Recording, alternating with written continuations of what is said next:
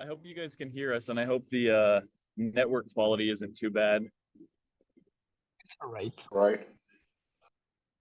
Yeah. Elevator music playing really loudly in the background. So. Yeah. Let's see. I don't know how.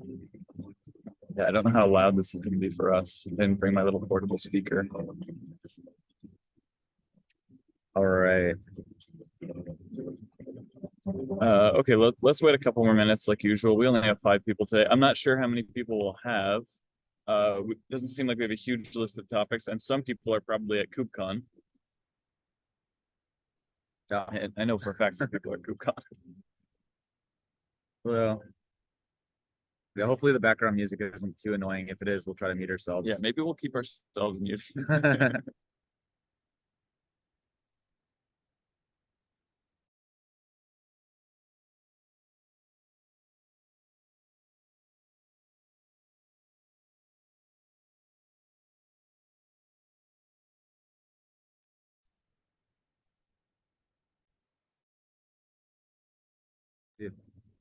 Would anyone be willing to be scribed today? It's going to be kind of hard from the conference here.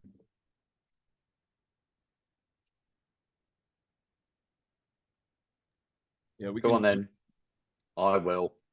Okay. Okay, thanks, Ben.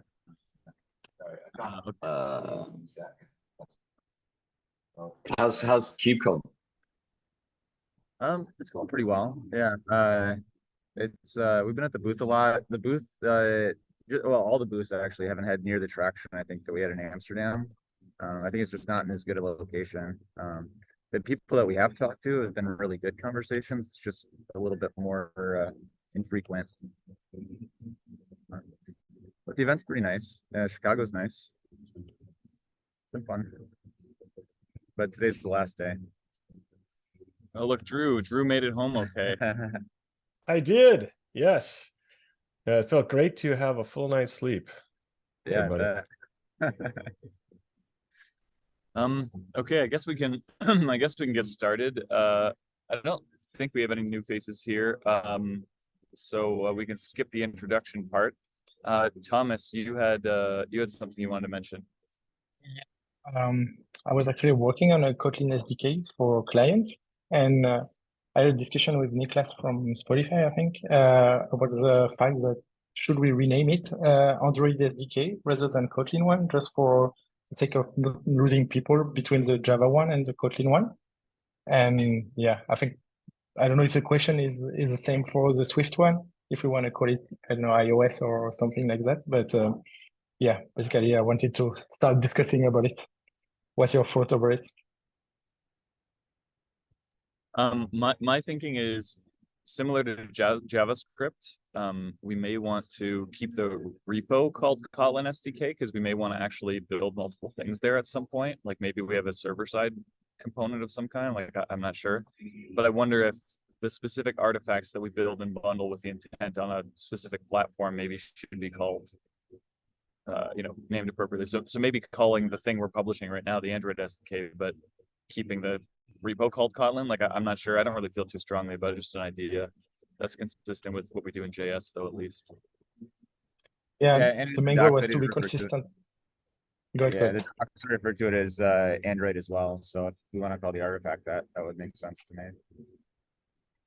Yeah, and even the dependencies, you need Android to be able to run this SDK for now. So I mean, Kotlin could be misleading at some point. Mm-hmm. Okay. And we're thinking the same thing for the Swift. We actually met one of the Swift compiler engineers here, and he was apparently they're pushing Swift on the server or something. I don't know how popular that is at the moment, but we may want to get in front of that. Make it clear. They've been talking about that for years, though, haven't they? They have been talking about that for years. Yeah, not gonna happen. You've been able to use Swift on server side for quite a while. It's just not very popular. For Swift, I found it harder because what are we calling the library, like iOS, iPadOS, tvOS, or whatsoever. So this is probably a source of complication. I think Android is easier here because you have only Android for everything, but yeah. And the repo name isn't so important. It's easy to rename repos. GitHub just like so we can kind of defer that decision. I think calling the artifact the right thing is probably the more important part. You can always link back to any repo and rename it, and redirects happen. So I think that's probably less of an issue. Yeah. So if you want, I can open issues in both repos to start having it at least, and maybe someone can pick it, or we can have a look. Perfect. Yeah, thanks. Yeah, I guess I can give a little update from KubeCon. So relative to other KubeCons, I would say that, yeah, kind of like Mike said earlier, the interest at the booth is like the first day we had a lot of traffic. Yesterday, not quite as much, but towards the end of the day it picked up. What we are finding though, what I was finding is that a lot of people have heard of the project and have even tried it, POC'd it, and are looking at doing migrations. Especially I heard numerous people say, we've heard of the project and we have an internal feature flag system that we're really interested in moving over to it, kind of unifying behind it to deal with our internal system. So that's been really encouraging. I would also say that my perception is that more people are familiar with just like modern feature flagging paradigms and concepts, like things like user targeting as opposed to just on and off. I think that seems to be changing, at least over the 2-year sample since the first KubeCon I attended. So I think that's good. Yeah, it's been an interesting conference. Like I said, maybe not quite as much booth traffic as Amsterdam for those who were there for that, but yeah, a lot of higher quality traffic, I would say, which is cool. Yeah, and then David met with the Linux Foundation like education lead, and we were talking about maybe doing some kind of educational videos on feature flagging. You could even potentially look at like certifications and things like that in the future. So those could be pretty interesting opportunities to kind of teach people about the concepts. Also, the Argo guys came over to our booth and approached us. They have a product called Argo Rollout, which is not really a feature flagging solution. It's really just traffic splitting. I say just because it's it's not exactly the same thing, but they were interested in looking at maybe adding OpenFeature as a potential way to kind of from the same platform do traffic splitting as well as proper kind of feature flags, and how OpenFeature might help them do that. Like we were in very like preliminary discussions, but it sounded pretty interesting. That maybe they could embed our SDK somehow, and you'd be able to kind of do those rollouts from the Argo UI. But yeah, we're going to connect with them after the conference because I think we need to kind of do an ideation session over it, but it sounded promising. Yeah, and then probably the last one on this, Alex Jones, who's on the governance, recently moved to AWS, and we talked to him. He's meeting next week with the Lambda team, and they were discussing like possibilities for basically improving cold start performance if you're doing feature flags in Lambda. So if that's something that you've dealt with or are interested in dealing with, get a hold of me or contact on the Slack channel or Alex directly or whatever. He's just looking for kind of pain points that he can work with that team and see what we can do to help basically make feature flagging easier in Lambda. Or if it's even necessary. But we did have those conversations yesterday, and it does seem like some teams are trying to use feature flags in Lambda and have run into some of these problems. I think the last point I wanted to just mention, and maybe Thomas can make comments about it too, because I think you submitted a request for proposal for KubeCon Paris. Is that right? Not yet, but I will do it. Yeah, I'm working. Yeah. So I think the window closes in 2 weeks. So if anybody is interested in doing a proposal that involves OpenFeature, we'll let Mike or I know. We'll definitely help you guys with it. I don't think Mike or I are going to have time, unfortunately. The turnaround time is pretty quick after this conference. Like I said, 2 weeks is not a long time. But yeah, keep KubeCon Paris in mind for sure, and submit a talk if you're interested. And yeah, Thomas, if you need anything from Mike or I, let us know. We can re-review or whatever. Yeah, I mean, I think I've sent you the draft, so if you want to have a look and just give me your feedback, I think it's going to be great. And it's my hometown, so if you want to come, I can show you good Yeah, spots around in Paris if you want, guys. For sure. Sounds good. Okay, yeah, practical note, community meeting is canceled next week. It's US Thanksgiving, so quite a few people aren't going to be able to attend. There's another issue. We'll make an announcement of that though, just so everybody knows, even the people who aren't on this call. There's another issue. I think Mike has maybe mentioned it before in terms of JavaScript, but I know that Ryan Lamb has run into this issue where we're talking about potentially changing set provider just to be an async function. Set provider, at least in languages with like async await, it kind of makes sense to make it asynchronous. The only reason we didn't start there is because we didn't have the concept of initialization of providers when we designed that API. So right now we have like basically an alternate method that returns a promise in these languages, but it's starting to look like maybe the better thing to do might just be to consider this a breaking change and the impacted SDKs and release to 2.0. It would be a very easy change for most people. You just add an await when you set your provider. I don't think that's a huge issue. And we would still fire the events and everything like that. It's just awaitable. And obviously you don't have to await it. So I think that's not a bad idea. Ryan seems to agree. So you can weigh in on that discussion in .NET. And I think if we agree that it's a good idea there, it's probably also a good idea in JavaScript. I don't see why. Yeah, I agree. It even goes back to that doc that I was working on, Thomas, that you commented on, where we were going back and forth on like promisable or whatever. We were coming up with like weird terms to make it kind of technically correct. And this would simplify that language quite a bit. So yeah, and in which case the set provider and await function we could just remove. Set provider just becomes async in those languages, and that's it. Which I don't think that's a bad idea. Just want to make sure we kind of have a bit of a consensus before we make that change. Like I said, I don't think it would be a huge thing for anyone to absorb. I think that's it. Conrad, it looks like you have a point. Yeah, I was just wondering, I noticed on the OpenFeature backlog, there was points about the React SDK. Yeah, our team was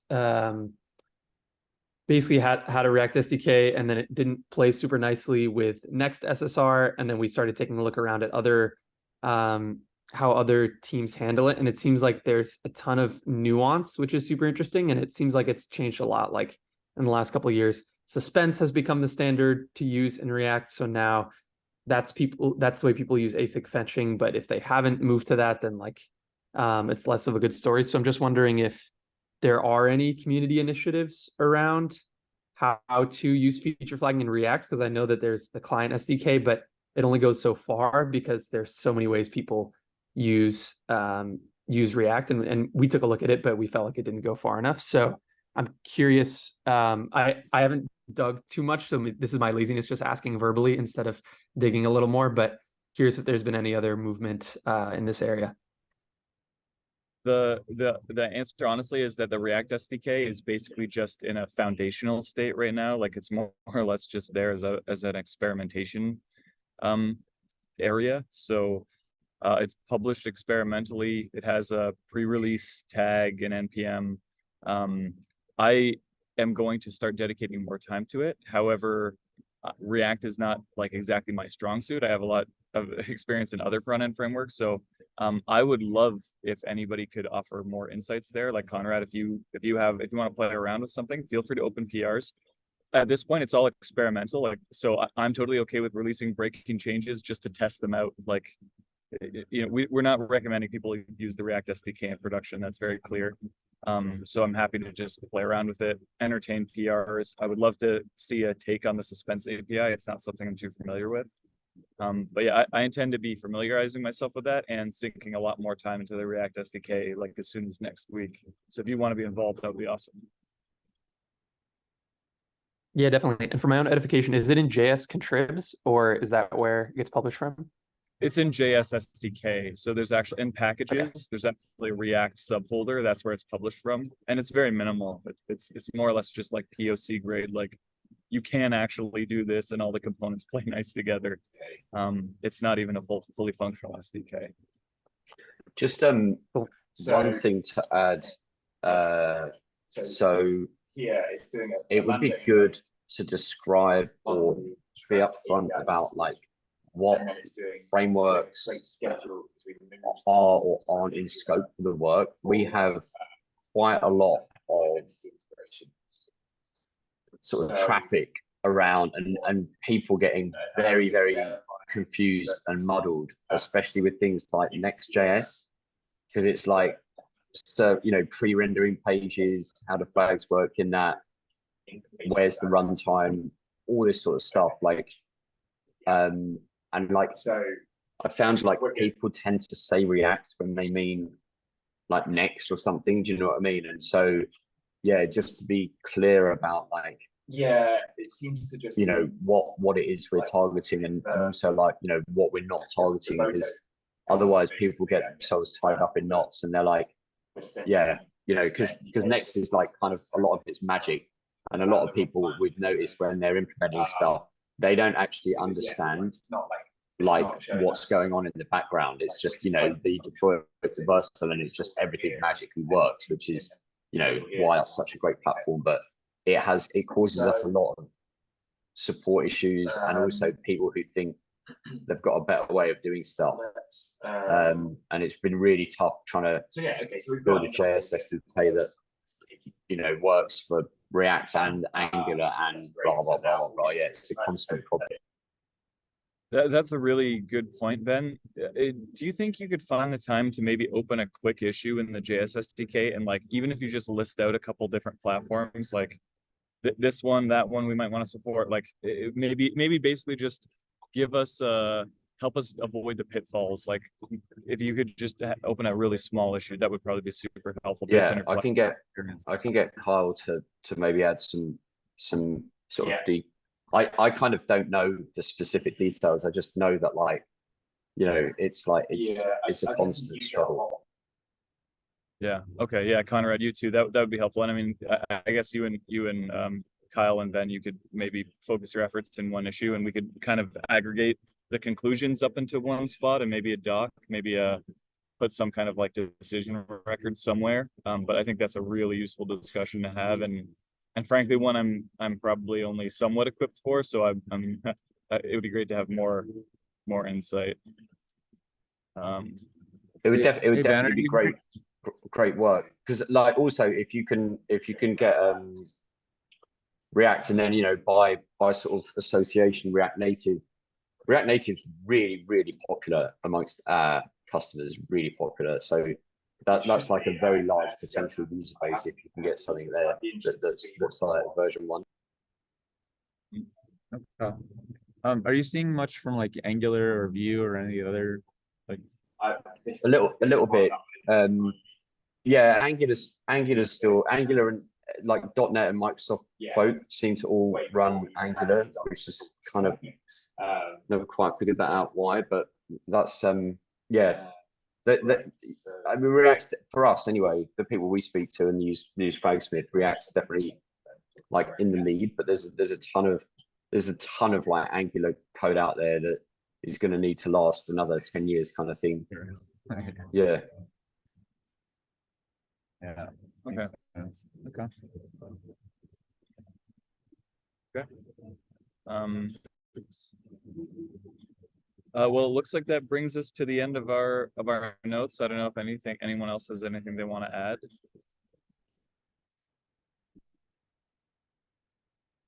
Otherwise, we can probably call it. And yeah, we'll put a note in the OpenFeature channel probably immediately, well, probably today, and then closer to 2 weeks from now, just to remind people that there won't be a meeting 2 weeks. Fabrizio? Yes, I was looking at the maintainers list that we created for the wire protocol, asking for people to try to help out more consistently with this effort. I left a comment in that issue as well. I wonder, I don't know if this is the right forum, but I wonder how that work is progressing and what it means to be in that list, how we can help more consistently. If you had any thought about that so far. Well, we did have a pretty interesting discussion here today at KubeCon. I did see your note, but the internet connection here has been so shoddy with how busy it is that I couldn't respond. So we did have an interesting discussion yesterday. I mean, I think my idea is with those groups was just to kind of get a formal like representation of interest, just so we don't end up spamming lots of people who aren't on that list with a subject maybe they're not interested in talking about. But I think there's a lot of interest in the wire protocol, and I think it would be something that we could do relatively easily and simply if we wanted to, like just spec it out. And it would just be, you know, an initial draft, initial release, and it would essentially be like a wire protocol version of our provider interface. So it's not really anything controversial. It's just the same provider interface we you know have defined in our specification, defined over the wire and gRPC and maybe HTTP as well. I don't know. Yeah, so I definitely think that's worth doing. And I will merge that PR soon so that we have like a list of those groups, and that just means that you're going to be added to issues and assigned to issues, and you know, practically means invited to calls and stuff like that. But that's all it means. That's the only obligation at this point, is like that you're going to participate in the discussion, or just remove yourself from the list if you don't want to. Does that answer your question? Yeah, for sure. And yeah, it's great to see that there is interest in this, and mostly I was asking how we can help really to bring this forward. Yeah, But I think next sounds week like we have we can kick it back off because we talked quite a bit this week about that in particular, and there seemed to be some interest. It should be a relatively quick win for us, and yeah, I think we can pick up that discussion next week. Cool. Sounds good. We got to catch. There's a lot of stuff to to catch up on when you're out for a week, unfortunately. Yeah. Anything else? Cool. All right. Thanks, everybody. I hope the audio was tolerable. All right. Okay. All right. Thanks, everyone. Safe travels. Have a good Bye, weeks, guys. guys. See you guys. Yeah.